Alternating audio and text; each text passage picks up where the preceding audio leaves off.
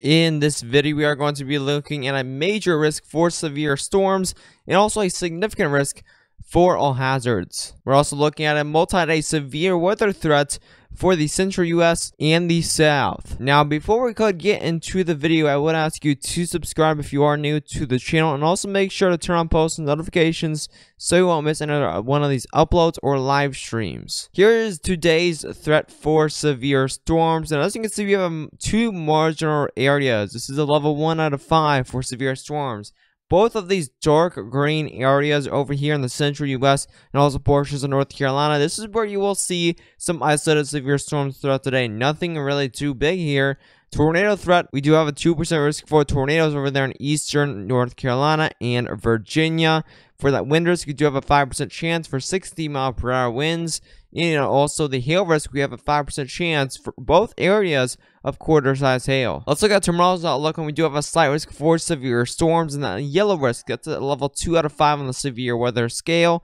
We also have another marginal risk around that slight risk, reaching all the way down into the panhandle of Texas and Oklahoma. That's where you could also see some of those isolated severe storms, but you're going to see more widespread severe storms in this slight risk. We do have a 2% risk for tornadoes throughout tomorrow. We do have a 5% chance for those wind gusts up to 60 miles per hour, and also the hail risk, we are up to that 15% chance for potential for quarter-size hail and higher. This is what we're mainly going to be looking at today. We do have an enhanced risk for severe storms for Sunday, and this is for portions of Oklahoma, Arkansas, Missouri, and Illinois. This is where you could see very widespread storms throughout Sunday afternoon and evening. And also the probabilistic outlook, we do have a significant chance for some of those for both tornadoes, winds, and hail in those red and yellow risks, and even that significant chance in the black hatched region. That's where you will see some of those significant possible tornadoes, hail, and winds, and that'll be potentially a severe weather outbreak on Sunday. And we could also see some possible severe weather outbreaks for portions of those central states, Texas, Oklahoma, Kansas, and Nebraska. Those are going to be for Tuesday. Well, we'll get more details on that around Sunday, and that'll be when it's on the day 3 outlook, so we'll have those all 4 risks in place, but right now it's just that 15% chance for those severe storms. And day 6, which is going to be for Wednesday, you're going to see also 15% chance for a severe weather outbreak around Wednesday, so definitely stay tuned for that as we get more details within the coming days. Let's go and look at our future radar, though, and this is going to be for, let's go and move it forward to Sunday, and this is going to be for by the morning hours around 8 a.m. You're starting to see some stronger storms around 8 a.m. already around the borders of Iowa, Missouri, and Illinois. And those will continue here throughout the morning hours, and you get some more of those supercellular storms developing in the early afternoon hours around 1 to 2 p.m. And then those start to really develop here once you get into around the 3 p.m., 4 p.m. hours, and you get to see more storm coverage around 6 or 7 p.m. And that's when you'll see more of those main storms. You have about 2 rounds of storms if you live in this region where you live in that level 3 out of 5. So we don't have the most details on this yet as we get closer. Especially tomorrow's video is definitely going to be much more detailed here, but we will have that pretty big severe risk, especially for October this weekend and early next week. So definitely stay tuned for this.